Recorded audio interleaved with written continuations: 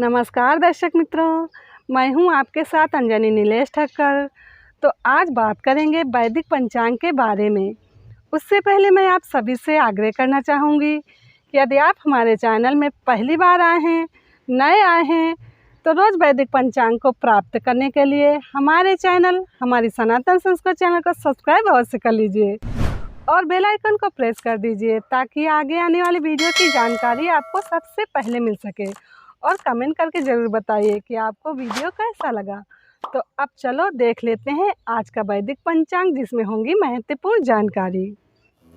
वैदिक पंचांग दिनांक 2 दिसंबर 2022, दिन शुक्रवार, विक्रम संवत 2079, शक संवत 1944, आयन दक्षिणायन, ऋतु हेमंत ऋतु, मास मार्गशीर्ष मास, पक्ष शुक्ल, तिथि दशमी, 3 दिसंबर प्रातः 5:39 तक, तत्पश्चात एकादशी, नक्षत्र उत्तर भाद्रपद, 3 दिसंबर प्रातः 5:45 तक, तत्पश्चात रेवती, योग वज्र सुबह 7:30 तक, तत्पश्चात सिद्धि, राहु काल सुबह 11:06 से दोपहर 12:28 तक, सूर्योदय 7:01, सूर्यास्त 17:54, दिशा शूल पश्चिम दिशा में।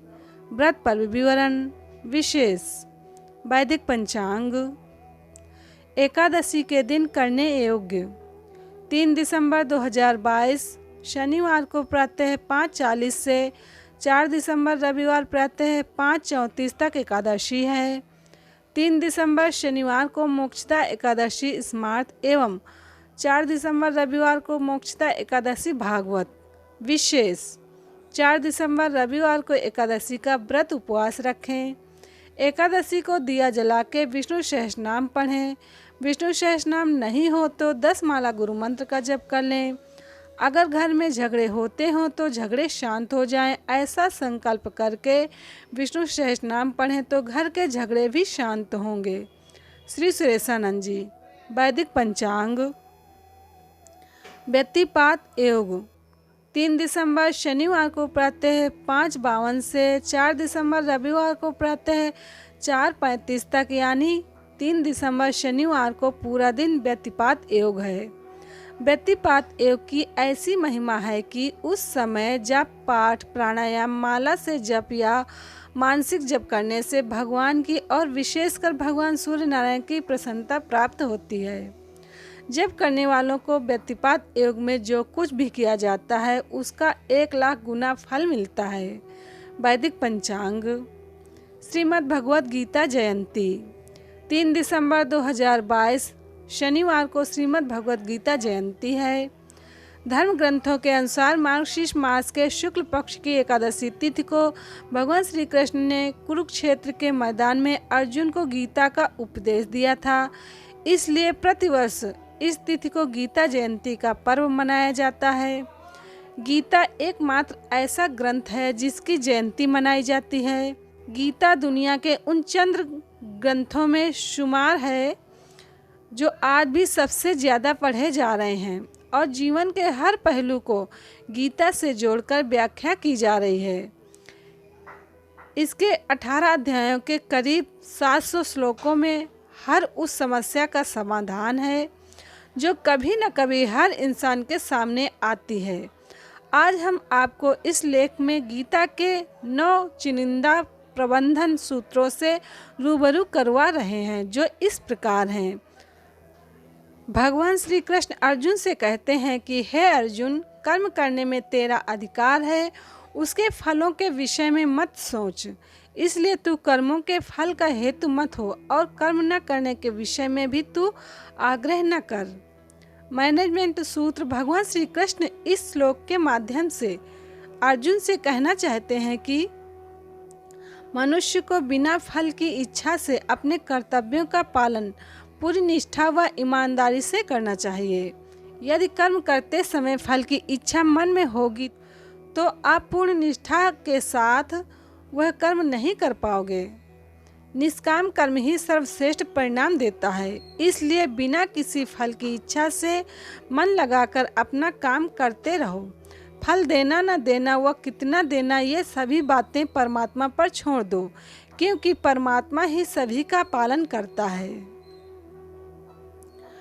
हे धनंजय, अर्जुन कर्म न करने का आग्रह त्याग कर यश अपयश के विषय में समबुद्धि होकर योग युक्त होकर कर्म कर, क्योंकि समत्व को ही योग कहते हैं।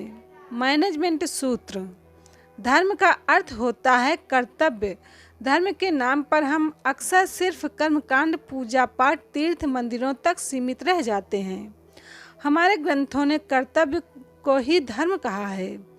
भगवान कहते हैं कि अपने कर्तव्य को पूरा करने में कभी यश अपयश और हानि लाभ का विचार नहीं करना चाहिए। बुद्धि को सिर्फ अपने कर्तव्य यानी धर्म पर टिकाकर काम करना चाहिए। इससे परिणाम बेहतर मिलेंगे और मन में शांति का वास होगा। मन में शांति होगी तो परमात्मा से आपका योग आसानी से होगा। आज का युवा अपने कर्तव्यों में फायदे और नुकसान का नापतोल पहले करता है, फिर उस कर्तव्य को पूरा करने के बारे में सोचता है।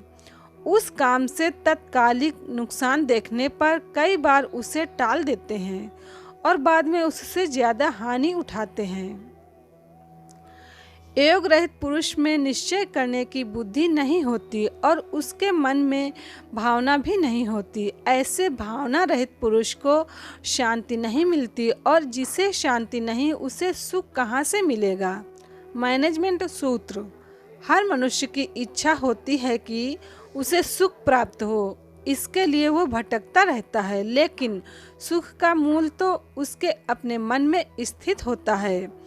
जिस मनुष्य का मन इंद्रियां यानी धन, वासना, आलस्य आदि में लिप्त है, उसके मन में भावना, आत्मज्ञान नहीं होती। और जिस मनुष्य के मन में भावना नहीं होती उसे किसी भी प्रकार से शांति नहीं मिलती, और जिसके मन में शांति न हो उसे सुख कहाँ से प्राप्त होगा। अतः सुख प्राप्त करने के लिए मन पर नियंत्रण होना बहुत आवश्यक है। शेष कल। वैदिक पंचांग। वैदिक पंचांग संपादक अंजनी नीलेश ठक्कर। वैदिक पंचांग प्रकाशित स्थल सूरत शहर, गुजरात। वैदिक पंचांग। तो अब यहीं पे मैं अपनी वाणी को विराम दूंगी। कल फिर मिलेंगे वैदिक पंचांग को लेकर, जिसमें होंगी महत्वपूर्ण जानकारी। तब तक के लिए नमस्कार।